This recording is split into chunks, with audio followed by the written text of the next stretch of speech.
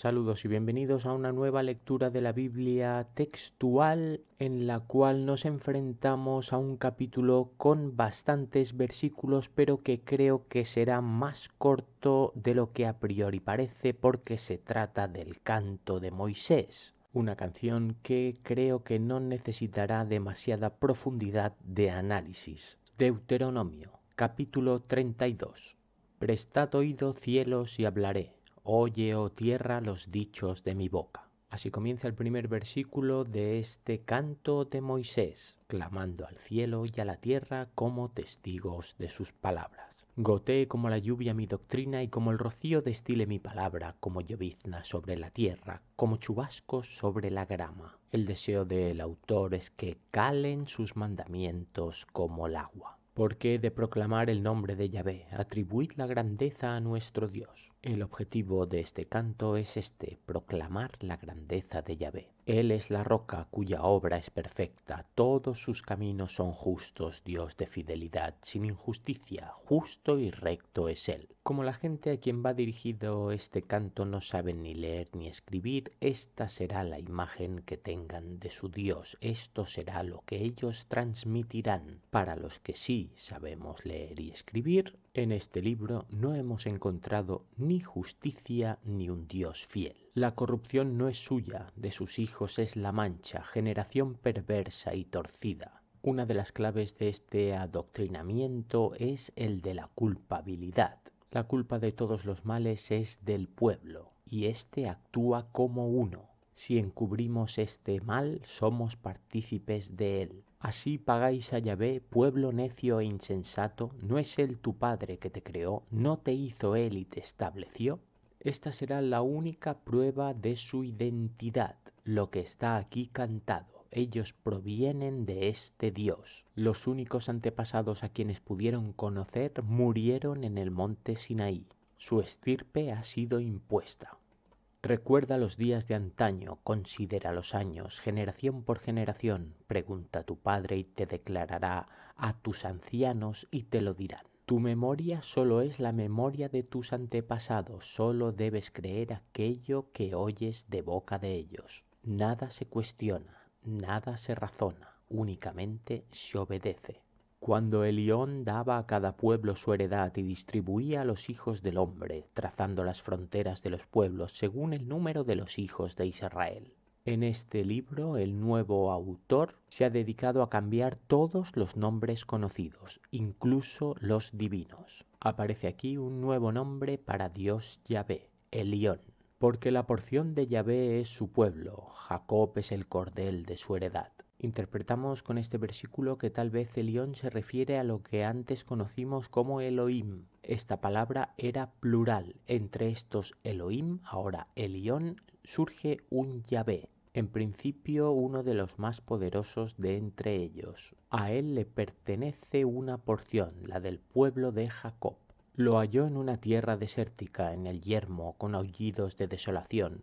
Lo envuelve y lo sustenta, lo protege como la niña de sus ojos. El encuentro con Jacob parece fortuito, es Dios quien le elige. Él ha decidido escoger a uno de los personajes más despreciables de los que se cuentan en este libro.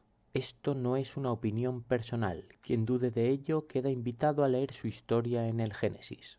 Como el águila incita a su nidada, revoloteando sobre sus aguiluchos, extiende sus alas, lo recoge y lo carga sobre sus plumas remeras. Metáforas y símbolos alegóricos que dotan de sentido artístico a este canto. Yahvé solo lo condujo. Con él no hubo Dios extraño. Según este versículo, Jacob parece un ejemplo de devoción, aunque esto no es ciertamente así, ya que si leemos su historia en el Génesis, podemos comprobar que tampoco le preocupó jamás demasiado ningún tipo de culto ni servicio a Yahvé. Lo único que le interesó fue su propio provecho. Lo hizo cabalgar en sus montañas, lo alimentó con los frutos de sus campos, le dio a chupar miel de la peña y el aceite del duro pedernal.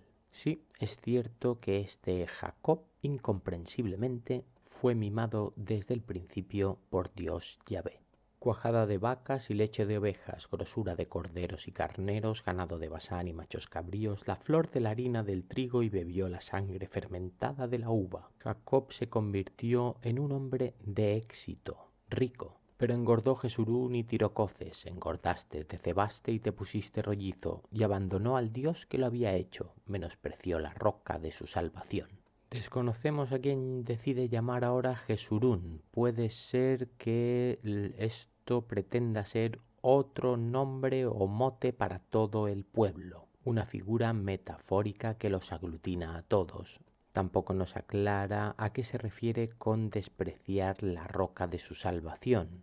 La única roca que les pudo salvar fue aquella de la que emanó agua, aquella a la que recurrió para castigar al pueblo y aniquilarlo totalmente. Lo provocaron a celos con extraños, lo provocaron a ira con abominaciones. Parece que se podría referir a que lo provocaron idolatrando otros dioses. Sacrificaron a los demonios y no a Dios, a dioses que no habían conocido, a nuevos recién llegados que vuestros padres no temieron. Esta es la segunda ocasión en la que aparece esta palabra en la Biblia, demonio, en un cántico. Por su utilización parece que es algo negativo, pero según nuestro imaginario cultural, cada vez que nos viene a la cabeza demonio, imaginamos cuernos, fuego, sangre, sacrificios e incluso machos cabríos. Todo aquello con lo que se identifica Yahvé Dios. Despreciaste a la roca que te engendró y te olvidaste del Dios que te dio a luz. Puede ser que se refiera al desprecio al monte Sinaí, a lo allí pactado. El Dios que te dio a luz es el Dios creador de tu identidad. Lo vio Yahvé y se encendió en ira por el menosprecio de sus hijos y de sus hijas. Dios fue testigo de tu traición y se encolerizó. Dijo entonces: esconderé de ellos mi rostro y veré cuál sea su fin, porque son generación perversa, hijos infieles. Le dio la espalda a toda esa generación de infieles. Por lo tanto, es posible que se refiera a aquellos que fueron totalmente aniquilados. Me movieron a celos con lo que no es Dios, me provocaron a ira con sus vanidades, por tanto yo los moveré a celos con lo que no es pueblo, los provocaré a ira con una nación insensata. Incluso en el cántico Dios Yahvé Moisés, su representante, no desaprovechará la ocasión de amenazar con los peores castigos que se le puedan ocurrir. El fuego de mi ira está ardiendo y abrasará hasta las profundidades del Seol, devorará la tierra con sus frutos y quemará los cimientos de los montes. Como veis, el dominio del Seol, equivalente al infierno, también es el dominio de este Dios. Amontonaré males sobre ellos y contra ellos agotaré mis saetas, plaga y muerte.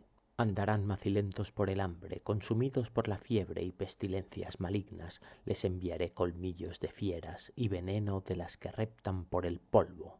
Es Él quien decide y controla la enfermedad, las bestias y las serpientes, otro símbolo demoníaco en nuestro imaginario actual. Por fuera los consumirá la espada y por dentro de las cámaras el espanto, al joven y a la doncella, al lactante y al encanecido. No habrá misericordia para nadie, ni lactantes ni ancianos. La traición del pueblo recae sobre todo él. La espada será el primero de los tormentos, nada divino, sicarios a las órdenes de Faraón. Me dije: los esparciré y haré que su memoria sea borrada de entre los hombres. Aquí entramos en aquella posible profecía, que para mí no es tal sino un texto introducido desde un momento muy posterior a este que estamos leyendo. Podrían haber pasado años, décadas o incluso algún siglo, da lo mismo. Falsificar los libros sagrados no es nada difícil para aquellos que los poseen. De no haber temido la jactancia del enemigo y la mala interpretación del adversario, ¿qué dirán? Nuestra mano ha vencido, no es Yahvé quien lo ha hecho. Los logros de este pueblo traidor serán atribuidos a los hombres y no a un Dios, porque son naciones privadas de consejo y no hay en ellos entendimiento. Los pueblos que no están bajo la custodia de Yahvé son tratados de ignorantes, cosa curiosa. Oh, si fueran sabios para discernir esto, entenderían su propio destino. Yahvé motiva a sus seguidores mediante el elogio. Aquel que les sirve es tratado de sabio, aquel que decide vivir como un esclavo al que no le pertenece ni su propia vida. ¿Cómo podría uno perseguir a 1000 y dos hacer huir a 10.000 si su roca no los hubiera vendido, si Yahvé no los hubiera entregado? Da la sensación que aquí nos pronostica que serán derrotados por un enemigo inferior, porque la roca de ellos no es como nuestra roca y nuestros mismos enemigos lo atestiguan. Sus valores, sus principios, sus dioses parecen inferiores a ojos de Yahvé, claro está. Porque cepa de Sodoma es la vid de ellos tomada de los campos de Gomorra, sus uvas son uvas venenosas y sus racimos amargos. Estas dos ciudades fueron aniquiladas en el Génesis. Su castigo fue debido a la amenaza contra los elegidos de Yahvé y la presumible perversión de sus ciudadanos. Su vino es ponzoña de monstruos y veneno mortal de áspides. Mitos y leyendas sobre pueblos peligrosos. Hemos llegado a leer que incluso en Canaán habitaban gigantes que comían hombres. ¿No tengo esto recogido y sellado en mis tesoros? ¿Se referirá este versículo a que la profecía ya está escrita? Nadie lo puede comprobar. Sus tesoros están bajo custodia de los hombres santos. Mía es la venganza y la retribución para el momento en que su pie resbale, porque el día de su perdición se acerca y su suerte se apresura. Parece que sí, que todos estos versos forman parte de esta profecía, un recordatorio de lo que va a suceder. Porque Yahvé vindicará a su pueblo y tendrá compasión de sus siervos, cuando vea que sus manos flaquean y que ya no existe ni esclavo ni liberto. Llegará un momento en que parece que Yahvé volverá a defender a su pueblo, al pacto que hizo con ellos. Dirá, ¿dónde están sus dioses, la roca en que se refugiaban? En ese momento se habrá demostrado que esos dioses a los que decidieron servir son inferiores a él.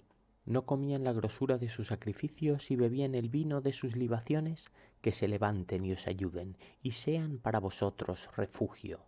Pues tras haber leído varias veces el cómo se deben hacer los sacrificios, ahora no me atrevería a asegurar si a este pueblo de Israel se les permite el beber las libaciones o si esto solo es exclusiva de los sacerdotes. Es posible que aquí indique que en los otros cultos sí que se les permite la bebida. La aclaración nos la da la grasa. En otros cultos puede ser que se permita comerla, en el culto de Yahvé no. Pero ahora mirad, yo soy yo, y no hay Dios fuera de mí. Yo hago morir y yo hago vivir. Yo hiero y yo sano, y no hay quien libre de mi mano. Yo soy el único Dios al que se os permite seguir. Yo perdono la vida a quien haga esto, o hago morir al que desobedezca. No hay elección.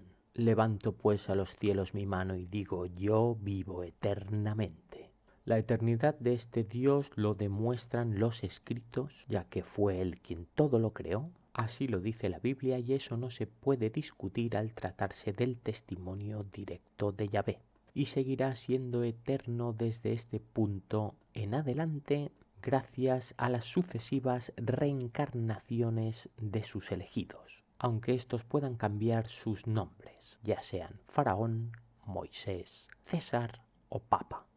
Cuando afile la hoja centelleante de mi espada y mi mano empuñe el juicio, tomaré venganza de mis adversarios y daré el pago a los que me aborrecen. Esta es su declaración contra los que no acepten su culto. Embriagaré de sangre mis saetas y mi espada devorará carne con la sangre de muertos y cautivos, de cabezas melenudas de caudillos enemigos. Tormento, muerte y destrucción para aquellos que no le acepten.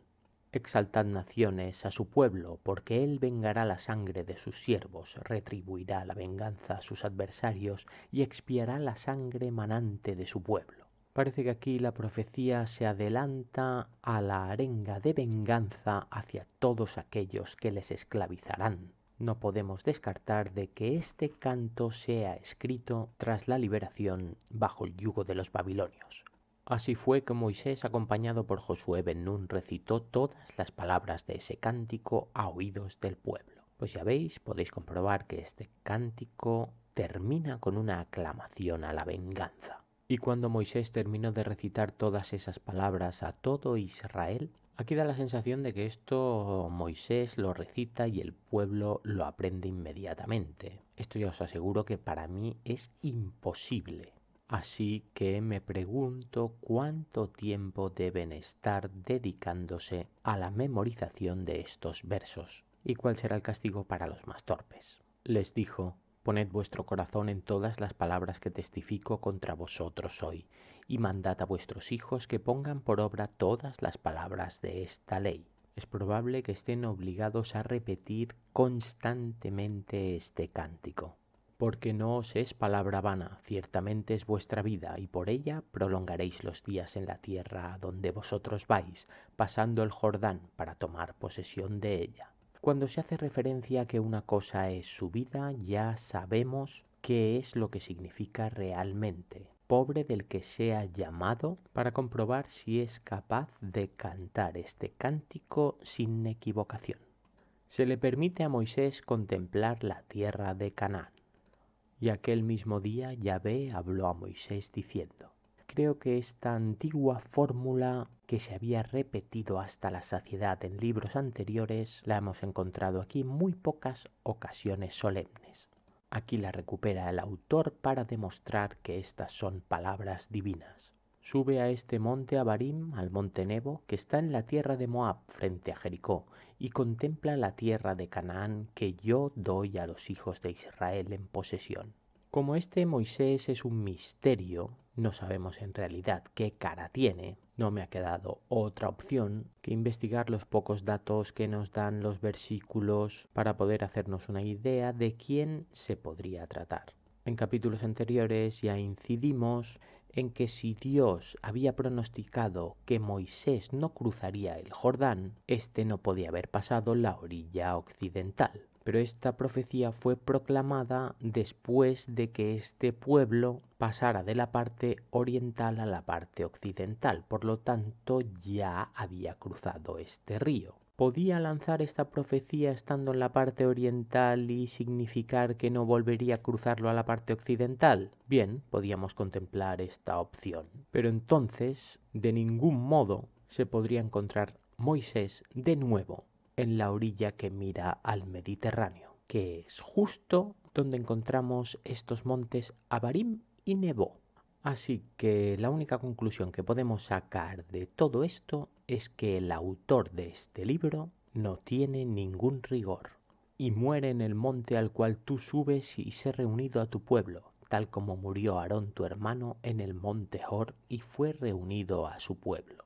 Parece que su pueblo no pertenece al mundo de los vivos. La creencia en el más allá es una creencia seguida por los egipcios, de donde este pueblo proviene directamente. Aunque tampoco podemos descartar que Moisés, como castigado, como traidor, sea sentenciado a reunirse con su pueblo, aquel que liberó de Egipto, aquel que murió en el monte al que se refiere ahora, Sinaí. Por cuanto pecasteis contra mí en medio de los hijos de Israel en las aguas de Meribá, en Cades, en el desierto de Zin, al no santificarme entre los hijos de Israel. El rencor de este Dios es heredado por todas sus reencarnaciones. Quien va a ejecutar no puede ser otro que el nuevo Moisés, Josué. No existe perdón para nadie. Incluso el ser más divino de entre todos ellos sufrirá el castigo por traición. Verás por tanto la tierra delante de ti, pero no entrarás allá a la tierra que doy a los hijos de Israel. ¿Se tratará entonces de nuestro Moisés, de Charlton Heston, del sumo sacerdote, Eleazar? Lo desconocemos, pero en realidad no importa. Quien muere no es ningún ser divino, es un hombre, es un faraón totalitario, sanguinario, con el único propósito de vivir a costa de todo un pueblo. Su obsesión la ha acabado pagando con su vida, posiblemente de manos de aquel que le sucederá. Josué será el nuevo Dios en la tierra. Y de algún modo no podemos descartar que todo aquello que le hemos atribuido a este Moisés, que muere aquí, sea en realidad obra y propósito de este nuevo faraón. Esto no lo sabremos al menos hasta el próximo capítulo. Un saludo.